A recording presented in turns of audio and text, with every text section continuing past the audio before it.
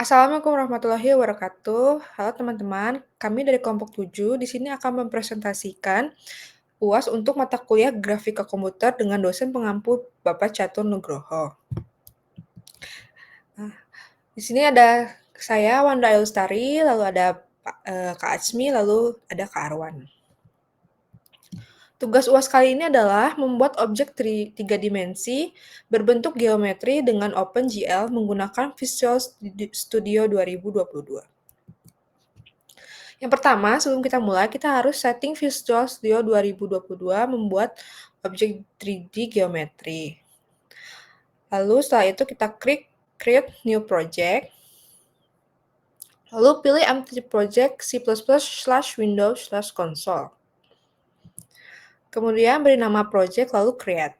Setelah itu, sebelum melangkah ke tahap selanjutnya, kita harus pastikan kita memiliki Glut dan Glue.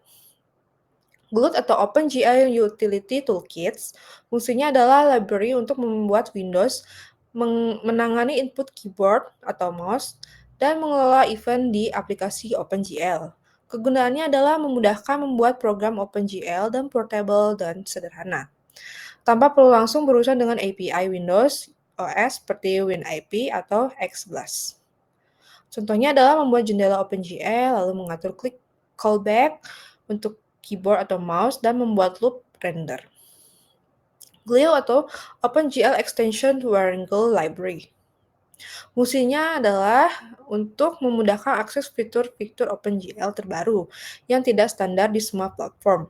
Kegunaannya adalah mengolah ekstensi OpenGL, sehingga kamu bisa menggunakan fitur-fitur modern OpenGL tanpa report memanggil fungsi manual dari driver GPU. Contohnya adalah mengaktifkan shader, VWO, VAO, dan fitur lanjut lain yang tidak ada di OpenGL versi dasar. Glut membantu membuat Windows Event Handler, lalu untuk input dan display. Glue membantu akses fungsi OpenGL terbaru dan untuk eksistensi dan kompatibilitas. Lalu, jika teman-teman mahasiswa bingung, bisa langsung saja download Glut dan Glue di link berikut yang sudah dibagikan oleh Bapak dosen. Kurang lebih tampilannya akan seperti ini. Glut dan Glue ini adalah versi Win32. Langkah berikutnya adalah memastikan versi Windows yang kita pakai pada proyek kita. Bisa dilihat di sebelah debug, ada X64 yang merupakan versi Windows. Karena Glue dan Glue yang kita miliki ada versi Win32, maka kita harus menyesuaikannya. Bisa dilihat. Di sebelah debug ini ada ini. Kita klik dan Configuration Manager. Lalu selanjutnya setelah kita ubah, ini akan menjadi seperti ini. Kita tinggal pilih saja, klik Windows 32 seperti ini atau Win32. Lalu berikutnya, kita klik kanan pada project, lalu klik Add dan pilih New Item. Lalu kita pilih C++ dan Add. Langkah berikutnya akan sedikit lebih kompleks karena kita akan menambahkan Glue dan Glue. Pertama kita akan menambahkan file include pada folder Glue dan Glue. Pertama, kita klik kanan lagi pada project lalu pilih Properties. Kedua, pilih C atau /C++, lalu klik Additional Include Directories, lalu Edit. Klik New Line atau triple dot. Kemudian, buka folder free Glut, lalu klik folder include, lalu select folder.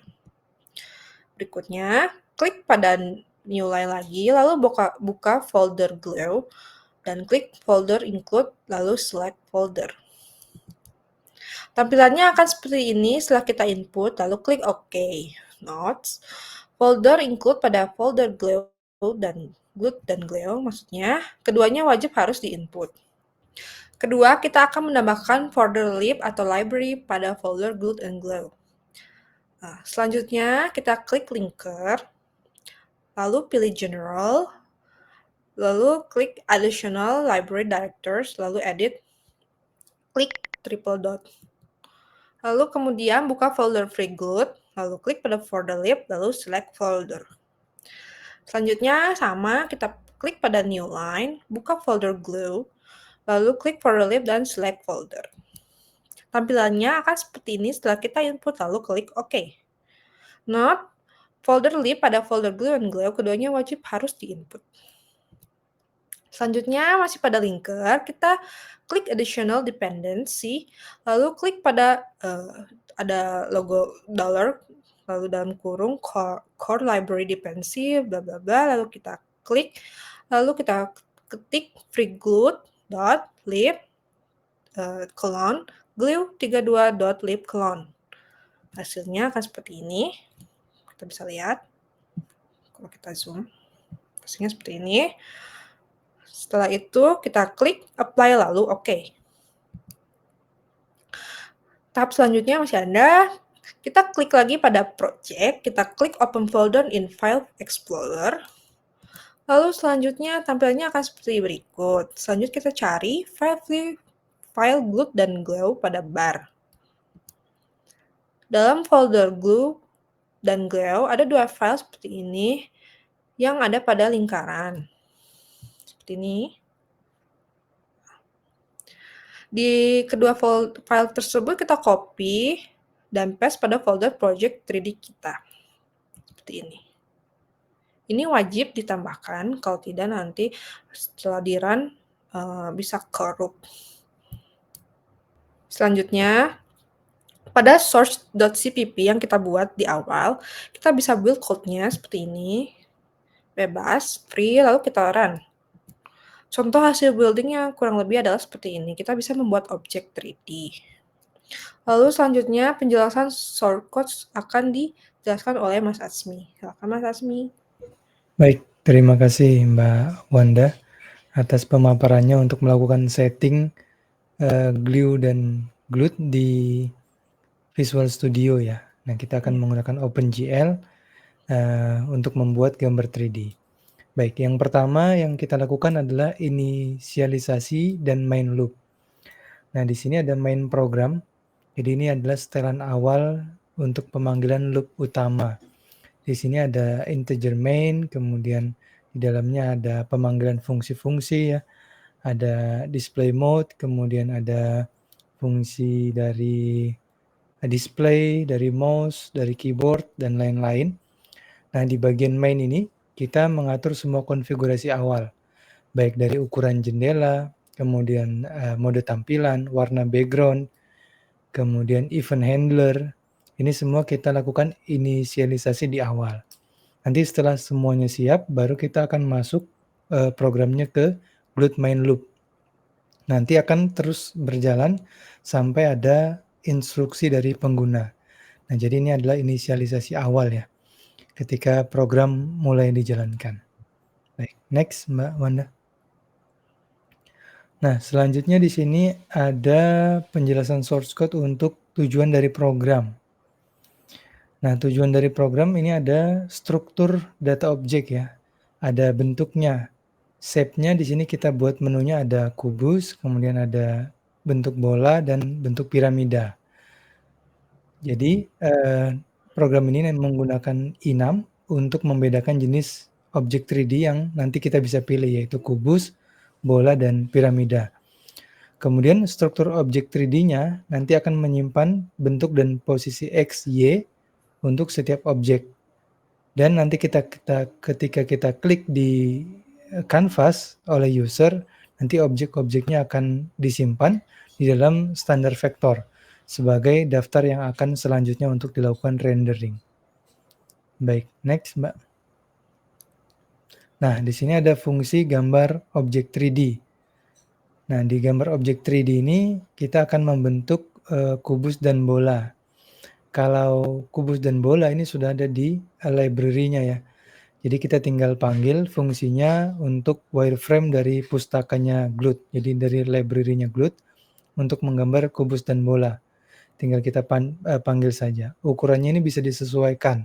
Saya pakai di sini 0.7 agar objeknya bisa terlihat sedikit lebih besar dan proporsional di kanvasnya. Kemudian bentuk dari wireframe ini memudahkan kita melihat bentuk 3D dengan jelas dan tanpa shading. Selanjutnya ada gambar piramida, belum ya, masih di sini. Nah, kemudian untuk piramida ini fungsinya kita buat secara manual ya. Nah, berbeda dengan kubus dan bola tadi, kalau sudah ada library dari Glute, kalau piramida kita gambar secara manual menggunakan koordinat titik-titik 3D. Alasnya kita buat dari GL line.loop atau dari persegi. Ada GL line loop itu untuk perseginya di bawah kanvas. Kemudian keempat sisi tegaknya itu kita hubungkan ke titik puncak. Jadi teknik ini bermanfaat untuk memahami dan menggambar bentuk kompleks tanpa menggunakan fungsi bawaan dari Glute. Selanjutnya, Mbak Wanda. Nah, setelah kita punya fungsi tadi, fungsi membuat kubus, bola, kemudian piramida, dan sudah kita panggil di inisialisasi awal ya. Kemudian kita menambahkan objeknya dengan klik. Nah, di sini menambahkan objeknya dengan klik kiri, klik mouse ya. Nah, di sini fungsinya kita ambil untuk mengatur input dan klik kiri mouse. Koordinat pixel dan kliknya diubah menjadi sistem koordinat di OpenGL. Lalu objeknya ditambahkan ke dalam daftar objek. Jadi nanti objeknya ditambahkan di situ. Jadi setiap kali user melakukan klik di kanvas, nanti dia akan menggambar objek 3D sesuai pilihan yang sudah kita pilih di menu ya, di menu. Kemudian ada juga menu klik kanan. Kalau tadi menu klik kiri, sekarang menu klik kanan. Kalau klik kanan ini kita nanti akan memudahkan pengguna untuk memilih bentuk yang mau digambar. Jadi dari Glute kita bisa buat menu, nanti ketika kita klik kanan akan muncul, kita pilih mau menggambar kubus, menggambar bola, atau menggambar piramida. Kemudian kita bisa juga mengaktifkan menu rotasi dan clear dari kanvasnya. Jadi ada 5 menu utama yang kita masukkan di dalam project ini. Next. Kemudian tampilan dan rotasi. Nah, ini untuk menampilkan, kemudian memutar setiap objek secara independen. Jadi ada banyak pilihan di dalam project 3D OpenGL ini. Kita bisa lakukan rotasi secara dinamis atau independen di dalam sumbu tertentu ya. Nah, fungsi ini kita buat untuk menggambar objeknya pada posisi yang sesuai. Jadi kalau kita rotasi diaktifkan, nanti objeknya akan berputar di sumbu Y. Namun dia tetap berada di tempatnya. GL plus matrix dan GL pop matrix ini kita gunakan agar transformasi dari setiap objeknya tidak mempengaruhi objek lainnya. Kemudian yang berikutnya atau yang terakhir ada fungsi display. Nah, di fungsi display ini kita untuk menggambar seluruh tampilan layar. Jadi kita akan panggil terus-menerus dia untuk memperbaharui tampilan kanvasnya. Kalau rotasinya aktif, sudut rotasinya akan bertambah secara konsisten. Tapi nanti semua objeknya dalam daftar objek akan digambar ulang pada setiap frame. Jadi akan ada frame-frame yang diulang-ulang tapi seolah-olah nanti dia akan berotasi. Baik, itu tadi penjelasan source code-nya. Next-nya mungkin langsung simulasi ya oleh Bang Arwan. Baik, terima kasih penjelasan dari Mas Asmi mengenai source code, dan di sini kita akan simulasikan untuk aplikasi 3D-nya. Bisa dibuka. Oke, yang pertama tadi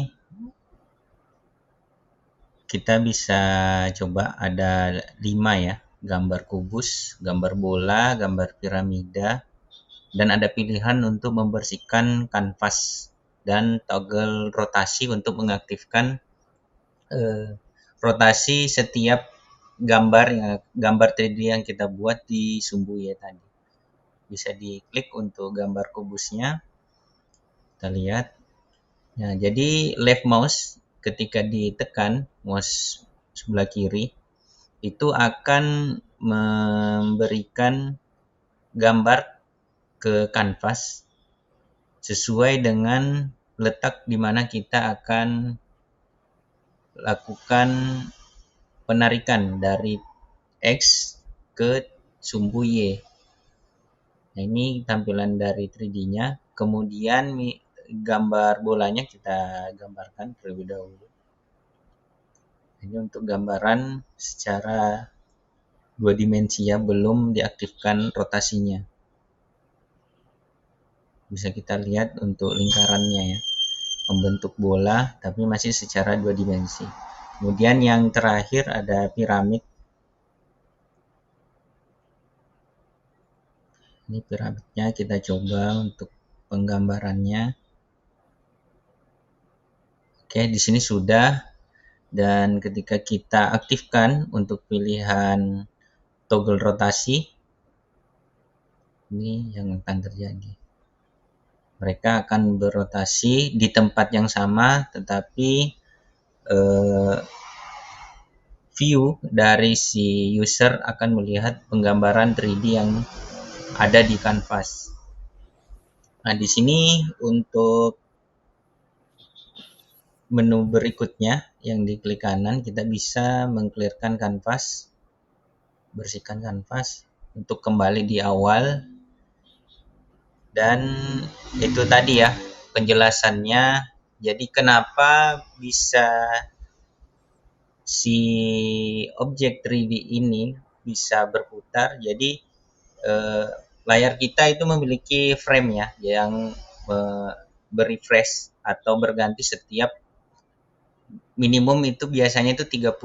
Jadi 30 frame per detik. Jadi ini setiap kanvasnya, setiap display yang muncul itu akan berpindah pelan-pelan. Jadi pixel ke pixel itu yang akan membuat si objeknya itu terlihat bergerak.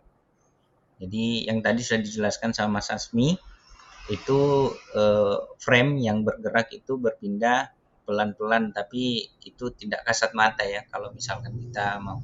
Karena ada 30, 30, 60, bahkan yang sekarang di display kita itu bisa sampai 120, 144 Hz. Oke, itu tadi untuk penjelasannya dari aplikasi OpenGL 3D, tugas UAS kita. Saya kembalikan ke Mbak Wanda. Baik, terima kasih Mas Asmi, terima kasih Mas Arwan. Selesai sudah kita presentasinya. Mohon maaf jika ada kesalahan. Assalamualaikum warahmatullahi wabarakatuh. Waalaikumsalam warahmatullahi wabarakatuh. Terima kasih. Terima kasih.